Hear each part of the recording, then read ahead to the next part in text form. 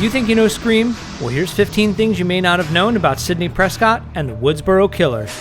Lose the outfit. If Sydney sees it, she'll flip. Oh, you want to play psycho killer? Can I be the helpless victim? Okay, let's see.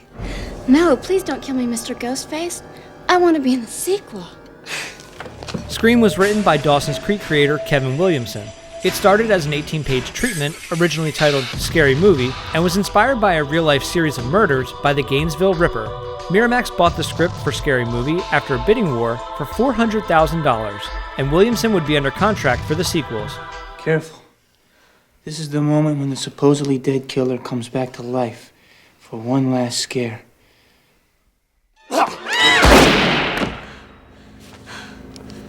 Not in my movie. The title remained Scary Movie until close to the end of production. The Weinstein brothers, who run Miramax, changed the title to Scream, inspired by the Michael Jackson song. Wes Craven was approached early on to direct the film, but passed because he was working on The Haunting. The studio approached Robert Rodriguez, Danny Boyle, George Romero, and Sam Raimi to direct. When the production of The Haunting stalled, Wes Craven was able to sign on as director. Drew Barrymore was hired to play Sidney Prescott, but soon after, her schedule wouldn't allow her time to play the lead. She volunteered to play the smaller role of Casey Becker, who dies in the beginning of the film. Killing off an A-list actor early in the film was risky, but the production felt that it would be shocking and make the audience believe that no one was safe. After Drew Barrymore stepped aside, Alicia Witt and Brittany Murphy auditioned for the role of Sidney Prescott. The production offered the role of Gale Weathers to Brooke Shields and Janine Garofalo. Courtney Cox wasn't initially considered due to her being known for playing nicer characters, but she lobbied hard for the role, stating that she wanted to play what she called a bitch character. So, how's the book? Well, it'll be out later this year. Oh, I'll look for it. I'll send you a copy. Oh, jeez. Nice shot. Bitch. No, I mean... Rebecca Gayheart, who plays a sorority sister in Scream 2, auditioned for the role of Tatum Riley. David Arquette was approached to play Billy Loomis, but instead wanted to play Dewey.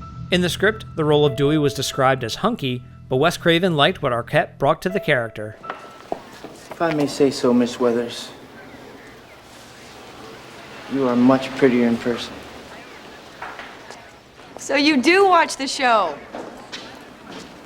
I'm 25. I was 24 for a whole year. Randy Meeks was almost played by Breckin Meyer. Matthew Lillard was spotted by a casting director accompanying his then-girlfriend to a separate audition and was asked to audition for the role of Stu. And number 3, never, ever, ever, under any circumstances say, I'll be right back. Because you won't be back. I'm getting another beer. You want one? Yeah, sure. I'll be right back! The script simply described the killer as Masked Killer, and over time has become known as Ghostface. The original Ghostface mask was developed by Fun World for novelty and Halloween stores in 1991 and was called the Peanut-Eyed Ghost. Screen producer Marianne Madalena saw it inside of a house while location scouting for the film, told Wes Craven about it, and began trying to get the rights to use it. In case they were unable to secure the rights, Craven asked Greg Nicotero and Howard Berger of K&B Effects to produce a mask specifically for the film and base it on the Peanut-Eyed Ghost mask. Fun World and Dimension Films were able to come to an agreement that allowed the mask to be used in the film. By this time, production had already started, and the original design by K&B can still be seen in the opening scene. The Ghostface design and name are still owned by Fun World. But this is known to be the same costume worn by the killer. 17-year-old Casey Becker and her boyfriend Stephen Orth have already lost their lives. Who's next? Roger L. Jackson, who provides the voice of Ghostface, was intentionally kept from meeting many cast members in order to make him seem more menacing to the other actors. All of the phone calls in the film were done on set, with Jackson actually calling from a cell phone. Listen, asshole! No, you listen, you little bitch. You hang up on me again, I'll gut you like a fish, understand? Yeah. There were many issues getting the film's final MPAA rating from NC-17 to an R rating. The MPAA had many issues with Casey Beck's death scene. Fed up, Wes Craven lied and told them that he only had one take of the scene and could not replace it.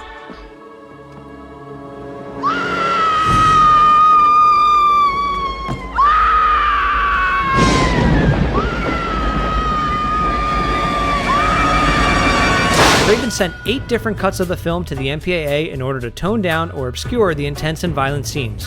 Bob Weinstein had to personally contact the MPAA and explain that although these scenes were intense, The film had comedic elements and satirized the genre, and was not just a horror film glorifying violence. The MPAA reviewed their decision and granted the film an R rating. K&B Effects created over 50 gallons of fake blood for the film. Corn syrup. Same stuff they use for pig's blood in Carrie.